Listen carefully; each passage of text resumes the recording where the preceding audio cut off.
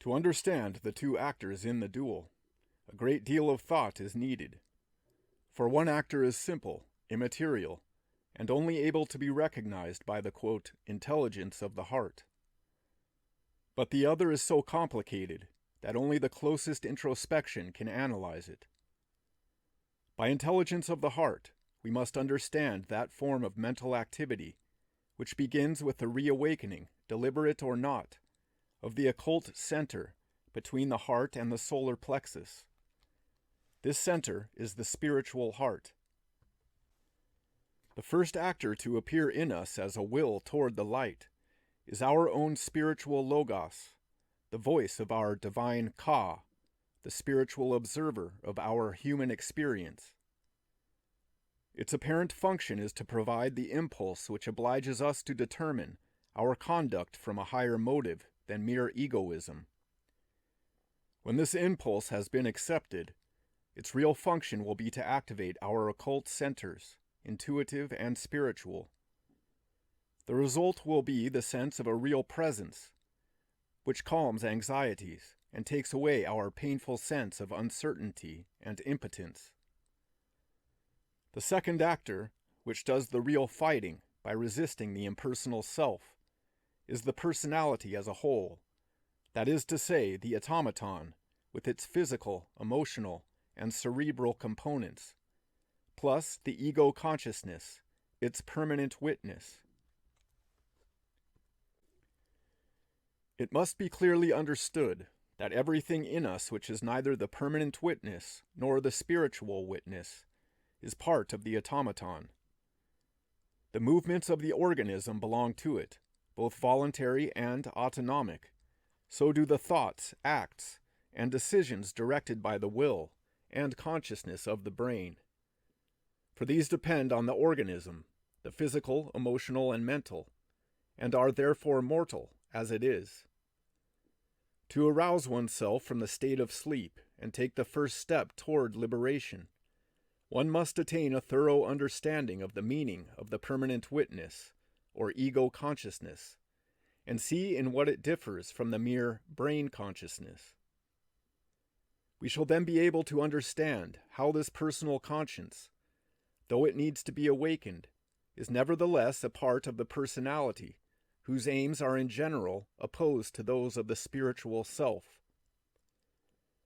The personality wants continuity on earth, the relative values of this temporary existence, intellectual information put at the service of worldly interests, a social, scientific, or commercial career, mediocrity, since rash extremes can never expect to win public approval and gain social and worldly advantages, utilitarianism, meaning everything that fits in with mundane computations and logical reason.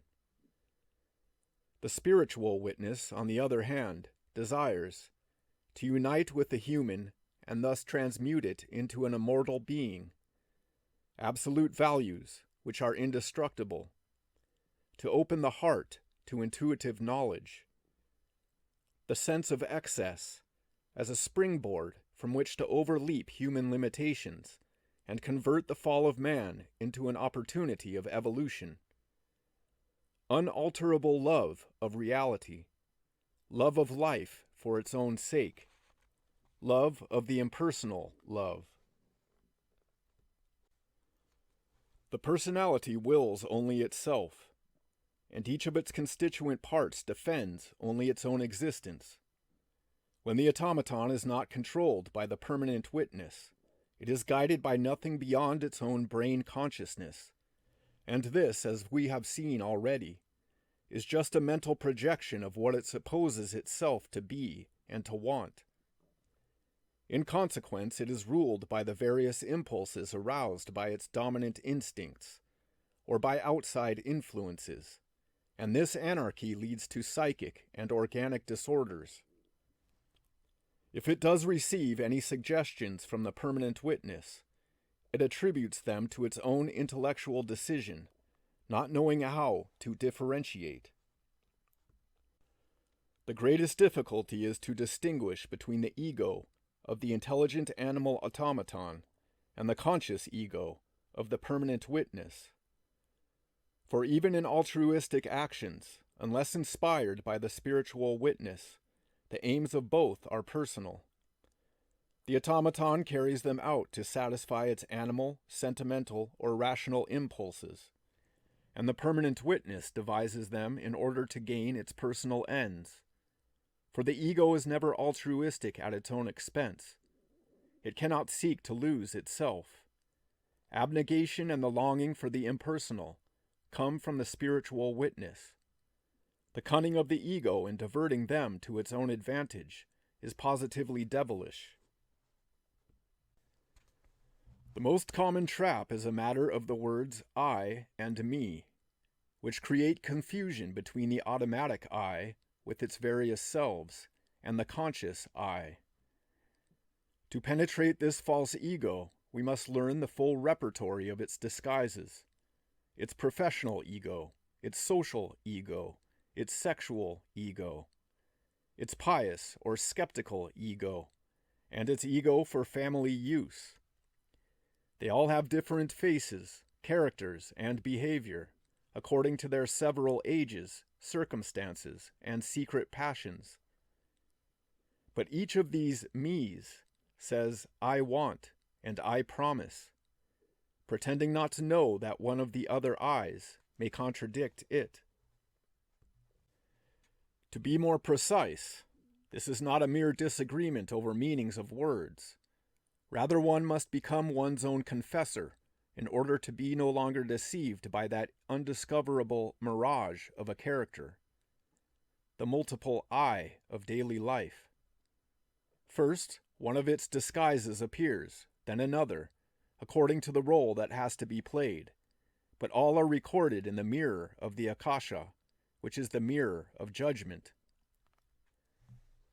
Now judgment presupposes a judge and a thing judged, and here it indicates two conditions: the original consciousness and the newly acquired consciousness. This judgment is not a temporal event, rather it happens at every moment, whenever the conscious self becomes aware of the images projected by its personality, and cannot any longer consent to be identified with the personality. That is the moment of true contrition, the moment when an expansion of consciousness makes it possible to gauge the true value of an act. Final liberation occurs only when the two consciousnesses become united, and then the past becomes a part of the becoming. The first step towards liberation is to get rid of confusion, and this means measuring words against their meanings and appearances against realities. We shall, however, avoid the methods of psychoanalysis and disassociation, which are new traps invented by the intellectual ego to increase its own importance. Our final aim is simple. The way to it should be simple too. So let us ask a simple question. I is the word which exists to specify the agent who speaks, thinks, or acts. But does it always refer to the same I or agent? No, only to one of the aspects of the self.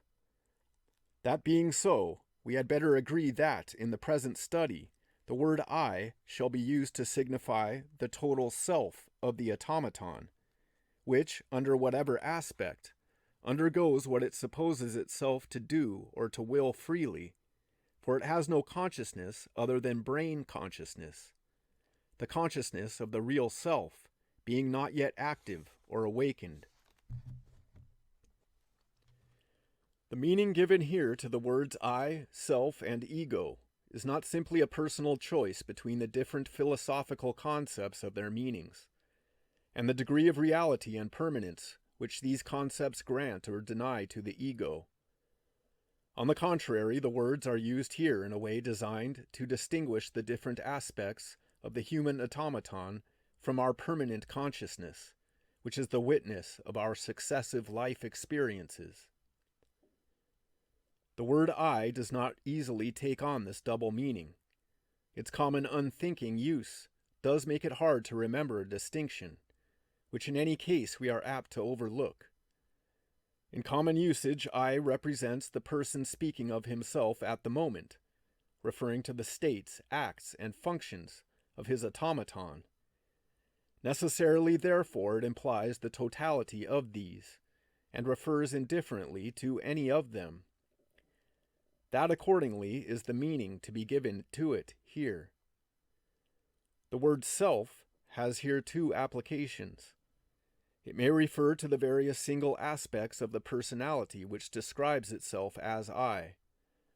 These different selves are roles acted by the automaton in response to the suggestion of the moment, impermanent characters, each of which thinks itself entitled to say, I am the self. We call the conscious self, on the other hand, the permanent witness, individual and immortal, representing an innate and permanent reality, which, however, can evolve. It is innate because it is incarnate in us at birth, and permanent because it is the consciousness we have acquired by experience through the long series of phases of our becoming. But it can evolve because it enriches itself with every new experience of life. Since this permanent witness can evolve, it is not unalterable. This quality can only be attributed to the spiritual element, divine soul, or divine ka, of which we have knowledge only through the impulses of that higher consciousness, which is the spiritual witness. That is the true self, but here is not the place for vain discussion about its reality and survival, on which metaphysicians have many points of view. Here we shall speak of that consciousness which is of the universal consciousness, but innate and particularized in every human being, asleep in some sense, but awakened in others who enrich it by their experience and by their specific character. This is called here the permanent witness, or the personal consciousness.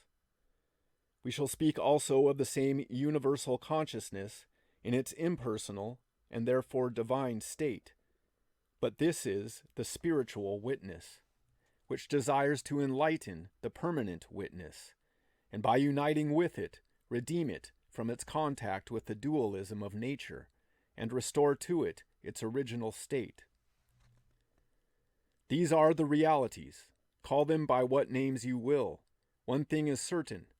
This double form of consciousness is our immortal element, the subject on which all the emissaries of heaven have preached, the unique treasure which gives value to human existence, the one imperishable possession to be preserved.